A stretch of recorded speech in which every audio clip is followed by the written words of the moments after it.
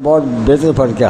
अच्छा कितनी देर तो तकलीफ सी तो ये जी मेरा साल के तो हो गया। साल हो गया। हाँ जी पिछले जुम्मे बस आए ਇਹ ਸਾਹਮਣੇ ਆ ਜੀ ਦੇਖਦੇ ਆ ਕਿ हाँ जी पिछले जुम्मे आए सी। ਅੱਛਾ ਜਦੋਂ ਤੁਸੀਂ ਇਸ ਤੋਂ ਪਹਿਲੇ ਆਏ ਸੀ ਦਰੂਦ ਮਹਿਲ ਦਾ ਆਉਣ ਤੋਂ ਪਹਿਲੇ हाँ जी ਤੁਸੀਂ ਖਾਣਾ ਵਗੈਰਾ ਵੀ ਨਹੀਂ ਸੀ ਖਾ ਸਕਦੇ ਦੱਸ ਰਹੇ ਸਨ ਬੇਟੇ ਤੁਹਾਡੇ हाँ जी हाँ ਤੇ जी ਤਬੀਅਤ ਵੀ ਤੁਹਾਡੀ ਜ਼ਿਆਦਾ ਖਰਾਬ हाँ ਰਹਿੰਦੀ ज़्यादा ਸੀ खराब रहती ਤੇ थी। ਇਹ ਦੱਸ ਰਹੇ ਸਨ ਕਿ ਮਾਸ਼ਾਅੱਲਾ ਦਮ ਕਰਾਉਣ ਤੋਂ ਬਾਅਦ बिल्कुल जी मैं दो रोटियाँ माशाल्लाह खाना। ਮਾਸ਼ਾਅੱਲਾ दो रोटियां खा हाँ जी 2 रोटियाँ खा रहा।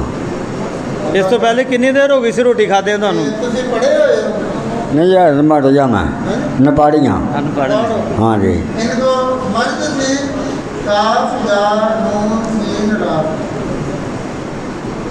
मरीज परेशान हो जाता है ना, इसलिए वो मोल मोल करके बता रहे हैं कि कितनी खतरनाक तकलीफ होती है कि डॉक्टर जवाब दे देते हैं लाखों रुपया लगता है।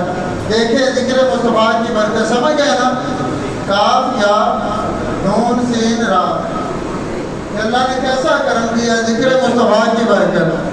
नहीं यार इसलिए हजूर के जात पर दुरूद पाक पढ़ने की बरकत है। देखेंगे अगर अभी भी कोई बात नसीब ना माने तो उसकी क्या कर सकते हैं सिवाय मातम करने के, उसकी बात नसीब नहीं ये हर बंदा देख सकता जा रहा है और सोचना नहीं। तेरे नाम कुछ मौला किया शिफा ने। अच्छा पहले रोटी नहीं सिखाती है, नहीं सी रोटी नहीं मैं खा सकता। कौन खा रहे हो? हाँ जी हूँ खा कितनी रोटी खा रहे हो? ਹੁਣ ਹੁਣ ਮੈਂ ਦੱਸ ਰਹੇ ਦੋ ਕਿ ਰੋਟੀਆਂ ਮਾਸ਼ਾਅੱਲਾ ਖਾ 2 ਰਿਹਾ। ਰੋਟੀਆਂ ਖਾ ਰਹੇ ਹਾਂ ਸੁਬਹ ਇਹਨੂੰ ਤਕਰੀਬਨ ਸਾਲ ਸਵਾ ਸਾਲ ਹੋ ਗਏ ਇਸ ਬਿਮਾਰੀ ਨੂੰ ਲੇਕਿਨ ਲਿਹਾਜ਼ਾ ਹਸਪੀਟਲ ਖੜਿਆ ਉਹਨਾਂ ਨੇ ਕਿਹਾ ਮਸਲਾ ਬਾਬੇ ਨੂੰ ਕਿੱਥੇ ਕਿੱਥੇ ਕਿਹੜੇ ਹਸਪਤਾਲ ਇਹਨੂੰ ਜਨਰਲ ਹਸਪੀਟਲ ਇੱਥੇ ਖੜਿਆ ਹੈਗਾ ਗੁਲਾਮਾਬਾਦ ਤੇ ਲੈਬਾਰਟਰੀ ਕਿਹੜੀ ਚੈੱਕ ਕਰਾਇਆ ਲੈਬਾਰਟਰੀ ਉੱਥੋਂ ਹੀ ਉੱਥੇ check ਹਾਂਜੀ ਉਹਨਾਂ ਕੋਈ ਦੱਸਿਆ ਕੋਈ ਆਪਰੇਸ਼ਨ ਹੋਈ ਕੀ? ਨਹੀਂ ਉਹਨਾਂ ਦਾ ਆਪਰੇਸ਼ਨ ਨਹੀਂ ਹੋਣਾ ਬਸ ਮੈਡੀਸਨ ਹੀ ਦੇਣੀ ਅੱਛਾ ਮੈਡੀਸਨ ਹਾਂ ਮੈਡੀਸਨ ਮੈਂ ਨਹੀਂ ਲਈ ਪਿਛਲੇ ਜੁਮੇ ਮੇਰੇ ਤਾਏ ਦੇ ਬੇਟੇ ਲੈ ਕੇ ਆਏ ਸੀ ਤੇ ਹਰ ਮੈਂ ਖੁਦ ਆਪ ਲੈ ਕੇ ਆਇਆ